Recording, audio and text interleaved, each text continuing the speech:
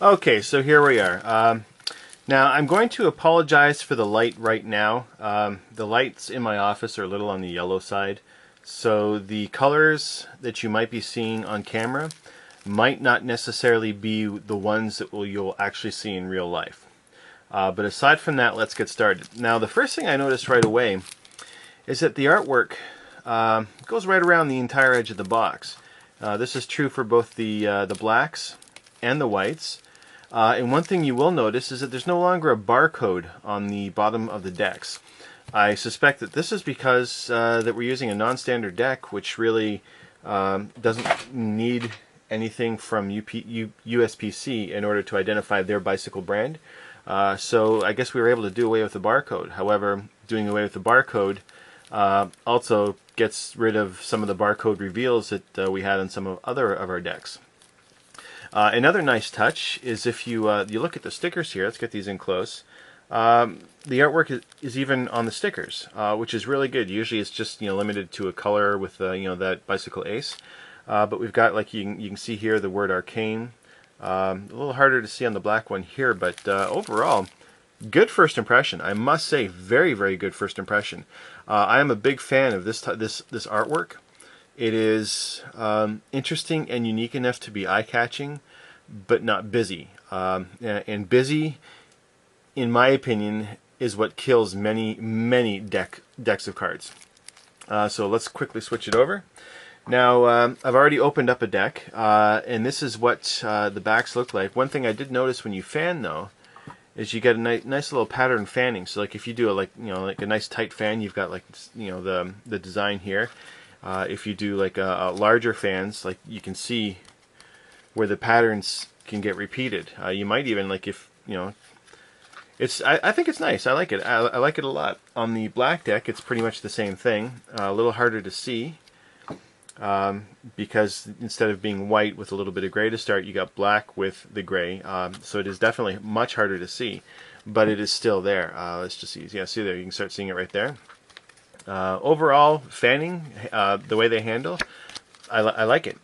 All the decks from Illusionist that I've ever used have fanned very, very nicely, and this is no exception for these decks as well. They continue to fan nicely as well. The backs, this is the main feature. Incredible. I love it. Now, the one thing that there's a major difference between the two of them is that the contrast. Some of the scroll work here is a little more visible just due to contrast than on the whites. However, it's still legible. You still get a nice design. And it actually, in my opinion, it makes the two decks almost different, even though they're the same. Looking at this and looking at this, they're similar, but they don't seem identical, with the obvious distinction of the color of the deck. But they don't seem 100% identical. Oh, and there we go. A little bonus there in your deck for you. Now let's just concentrate on the whites right now. One thing I did notice is that the reds are just a little bit darker than your standard bicycle red.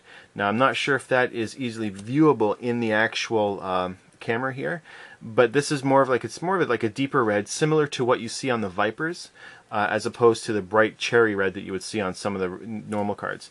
Let me just see here if I can get the other Jack of Diamonds for comparison.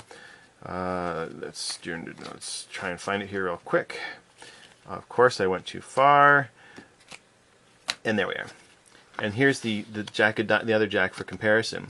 And you will see, I can tell looking at them side by side that the colors are the same. However, due to the black background, this color seems a little bit more red than that. However, they are the same color from what I'm told. It's just a matter of the background making the color look different. They handle nicely. They fan nicely. The stock seems just a little bit thinner than like what you would see on the Masters or the Tigers, but it does still seem fairly stiff. I do like that. Again, fans very nicely. The court cards do have the smoke design on them, which is a nice subtle touch. And it makes the cards stand out. Like for all intents and purposes, this could be a standard deck with the exception of these three cards here. But other than that, it's a nice looking deck. Now, apparently we get some little bonuses. There's the Arcane Joker here, and here's the Ace of Spades. Let's move over to the back here. And this is the same on all of them. Love my double backer. I'm so glad that Illusionist adds these into all their decks. It's phenomenal. It comes in so handy with a lot of tricks. These are their two Arcane Jokers. Now I'm not going to display it for you right now, but there is a secret reveal on this one as on all the other Jokers. Which is good because you got like two built-in tricks now with the double backer and the Jokers. The Jokers themselves are very, very nicely done.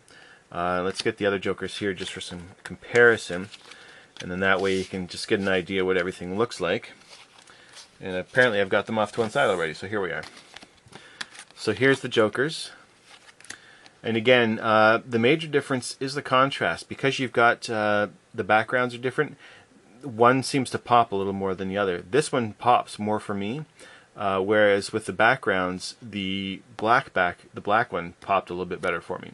So it's an entirely personal choice. I'll probably end up using both of these in my restaurant work. I just like the looks of the decks. It's nice.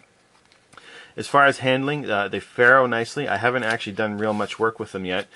So here, let's just, the world's first faro shuffle. I wouldn't say the world's first. That's actually, a misnomer. But let's see here. Let's go ahead and shuffle. And yeah, they seem to shuffle nicely. I'm kind of not looking at my hands while I'm shuffling because I want to make sure I stay in the frame here. They shuffle nicely. They slide nicely.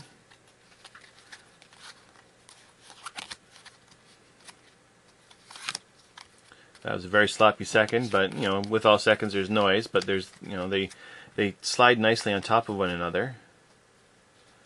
So there is that there. Wow, it's really hard to do this stuff when you're not looking at your hands. You're looking at your hands through something else. There's just a little bit of a delay here. Moving over to the whites. Let's get rid of these ones here. No difference. They feel the same. If anything, actually,